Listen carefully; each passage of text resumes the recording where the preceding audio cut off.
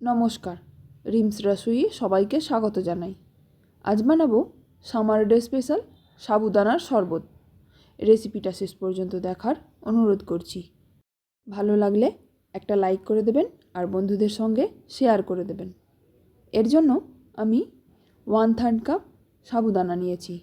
এটাকে প্রথমে একটু ধুয়ে নেব, তারপর জল দিয়ে ভিজিয়ে 10-15 মিনিট রেখে দেব। এরপর 500 ml দুধ নিয়ে গরম করতে বসাবো। দুধটা অল্প গরম হয়ে গেলে এ থেকে 1/4 কাপ তুলে নেব। এরপর বাকি দুধটার মধ্যে 1/2 কাপের থেকে একটু কম চিনি মিশিয়ে নেব। আপনারা যদি বেশি মিষ্টি পছন্দ করেন তাহলে 1/2 কাপ ভর্তি চিনি দিতে পারেন। চিনিটা ভালো করে গুলে যাওয়ার পর 1/4 চা চামচ ছোটো এলাচের গুঁড়ো দিয়ে দেব। যে দুধটা তুলে রেখেছিলাম ওই দুধের মধ্যে 2 টেবিল চামচ পাউডার মিল্ক দিয়ে দেব। তারপর ভালো করে মিশিয়ে নিয়ে লিকুইড দুধের মধ্যে দিয়ে দেব। এরপর গ্যাসের ফ্লেমটা হাইতে করে দুধটাকে ফোটাতে হবে যতক্ষণ না দুধটা একটু ঘন হয়ে আসে। এখন এর মধ্যে 5-6 ফোঁটা বাটারস্কচ এসেন্স দিয়ে দেব।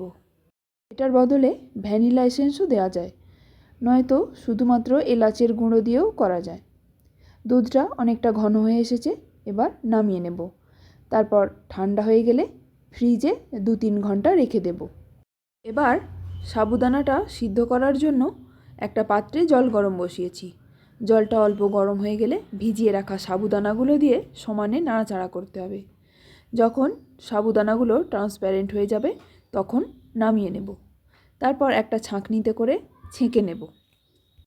সাবুদানাটা ছেঁকে নেওয়ার পর এর মধ্যে নর্মাল জল দিয়ে একটু ধুয়ে নেব, যাতে সাবুদানাগুলো কুক হওয়া বন্ধ হয়ে যায় আর হড়হড়ে ভাবটা কেটে যায়।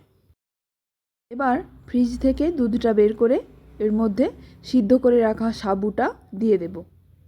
সাবুটা একটু জমাট বেঁধে গেছে, তাই এভাবে একটু হুইস্ক দিয়ে ভালো করে মিশিয়ে নেব। এরপর এর মধ্যে কিছু ফল দিয়ে দেব। আমি এখানে কলা, আপেল, আঙুর আর খেজুর দিয়েছি। আপনারা আপনাদের পছন্দ অনুযায়ী ফল দিতে পারেন। তারপর এর মধ্যে কিছু ড্রাই ফ্রুটস দিয়ে দেব। ড্রাই ফ্রুটসের মধ্যে আমি দিয়েছি কাজু, পেস্তা আর অ্যালমন্ড, আর দিয়েছি অল্প টুটি ফ্রুটি।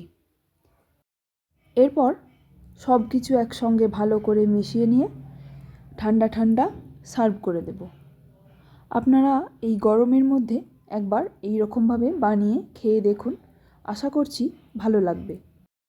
উপর থেকে অল্প টুটি ফ্রুটি আর ড্রাই ফ্রুটস দিয়ে গার্নিশ করে দিয়েছি।